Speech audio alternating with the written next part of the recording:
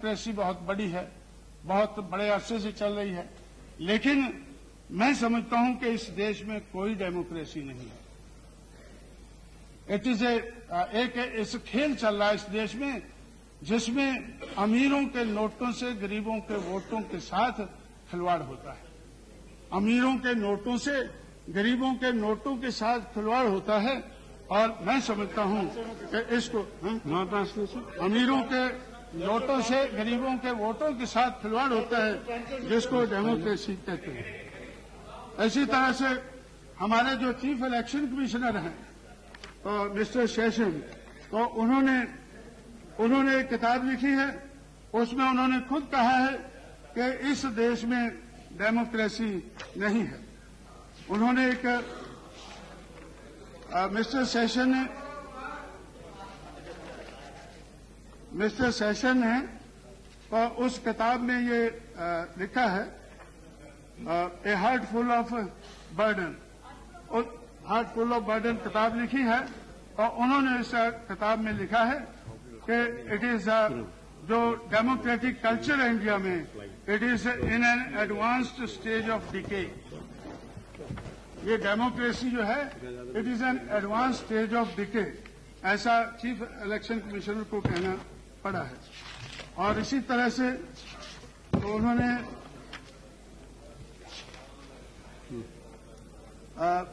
और 1951-52 में तो जब इस देश में डेमोक्रेटिक प्रोसेस चलने वाला था तो बाबा साहब अम्बेडकर ने उसी वक्त कहा था कि भाई ये जो अगर अमीर के पैसों से अगर चुनाव लड़ा जाएगा तो फिर अमीरों की ही बात इस देश में चलेगी, पैसे वालों की ही बात चलेगी।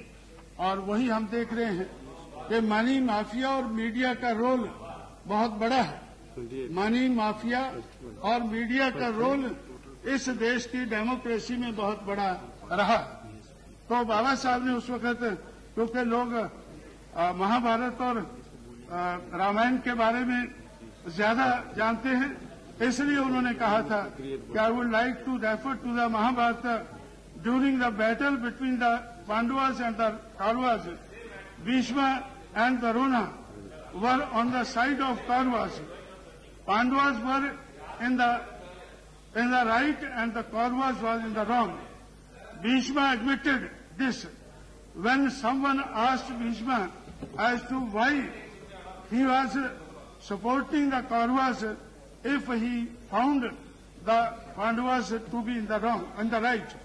Bhishma replied in that memorable sentence, I must be loyal to the sword. Bhishma ने कहा, I must be loyal to the sword. If I eat the food of Kauravas, I must take their side, even if they might be in the wrong. तो उस वक्त से 1951-52 से इस बात के बारे में हमें मालूम है कि अमीर के नोटों से गरीब के वोटों के साथ खेल खेला जाता है और हम इसको लोगों को, दुनिया वालों को बताते हैं कि इस देश में डेमोक्रेसी है। इसलिए तो रिफॉर्म की, इलेक्टोरल रिफॉर्म की बात बहुत चली है। मैंने नोट किया है कि इलेक्टोरल रिफॉर्म के बारे में, अब तो एक मिनट खत्म कर दें, अभी तो आखिरी में बात कह के बैठ जाऊंगा। तो ये भी इस बात का एहसास है।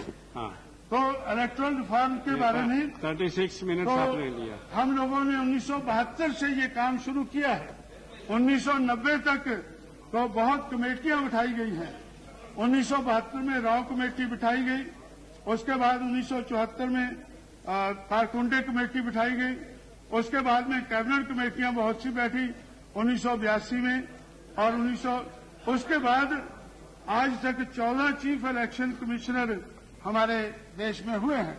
हर इलेक्शन कमिश्नर ने इलेक्टोरल रिफॉर्म के बारे में अपनी रिपोर्ट दी है कि ये होना चाहिए, लेकिन आज तक जो रिफॉर्म की बात हमने कही है वो आज तक हम कर नहीं पाए हैं, क्योंकि हम करना नहीं चाहते हैं।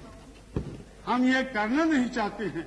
पिछले 50 साल में इलेक्टोरल रिफॉर्म की बात तो बहुत कही गई है, लेकिन हम करना नहीं चाहते हैं, इसलिए हम कर नहीं पाए हैं।